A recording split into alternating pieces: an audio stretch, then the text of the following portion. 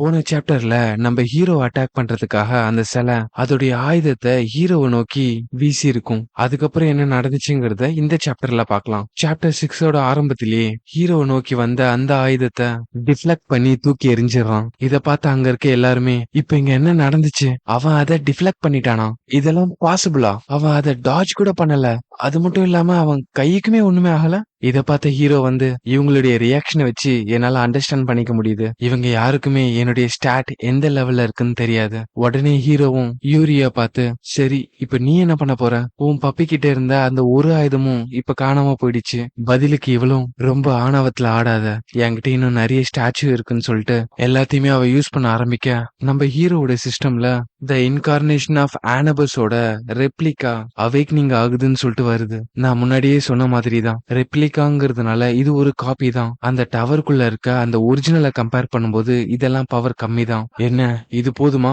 அச்சோ பாவம், இது உன் முகத்துல இருந்த அந்த ஸ்மைல ரிமூவ் பண்ணிடுச்சு போலயே. ஹீரோ அந்த அளவுக்கு மோசம் இல்ல அப்படின்னு சொல்லிட்டே மனசுக்குள்ள, எப்படி இவளால ஒரே நேரத்துல 5 ஸ்டாச்சுவை ஆக்டிவேட் பண்ண முடியுது, அதுவும் கொஞ்சோண்டு மானா பவர் வச்சுட்டு, டெஃபினட்டா இவ ஒன்னும் ஆவரேஜ் பிளேயர் கிடையாது. இதே நேரத்துல இதுக்கு முன்னாடி ஒரு ஓல்டு மேனை பார்த்தோமே, அவருமே ஒரு ஆவரேஜ் பிளேயர் கிடையாது. இதெல்லாம் வச்சு பார்க்கும்போது இவங்க எல்லாருமே நான் எதிர்பார்த்ததை விடவும் எக்ஸ்பீரியன்ஸான பிளேயர் தான். இதே நேரத்துல லியூரியும் எனக்கு இவனை சுத்தமா பிடிக்கல அப்படின்னு சொல்ல, பதிலுக்கு நம்ம ஹீரோவும் உன்கிட்ட ஒண்ணு நான் காட்டணும்னு நினைக்கிறேன். எங்க 2 பேர் லெவலுக்கும் நடுவுல இருக்க அந்த கேப்பை இன்னும் அவ புரிஞ்சுக்கல, இன்னும் கொஞ்ச நேரத்துல அவளே தெரிஞ்சுப்பா அப்படின்னு சொல்லிட்டு இதுக்கு முன்னாடி கீழே இருந்து ஒரு பெயிண்டிங் எடுத்திருப்பான்ல, அதை தூக்கி வீசி அதுக்குள்ள இருக்க ஒன்ன உயிரோட கொண்டு வர ட்ரை பண்றான். நம்ம ஹீரோவோட சிஸ்டம்லயும் the ruler of mountain appear ஆகுதுன்னு வர, அந்த போர்ட்ரேட்குள்ள இருந்து ஒரு டைகர் வெளியில வருது. இத பார்த்த லியூரியும் இதுக்கெல்லாம் வாய்ப்பே இல்லைன்னு ஷாக் ஆக, அந்த டைகர் அதோட கால் தடத்தை பதிக்கும் போது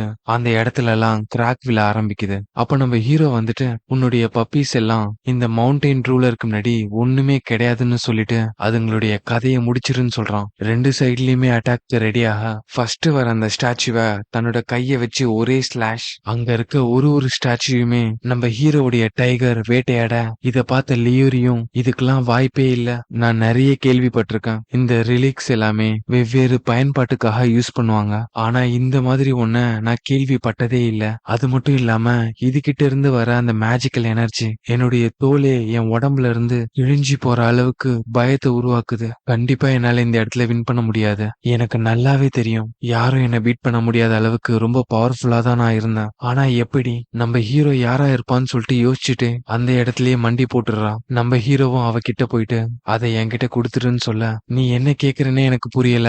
அந்த மாஸ்க் டூட்டான்காமுன், என்னது அந்த மாஸ்கா, அதை நீ கொரியால வச்சிருந்தாலுமே யூஸ்லெஸ் தான், அதை வச்சு நீ என்ன பண்ண போற?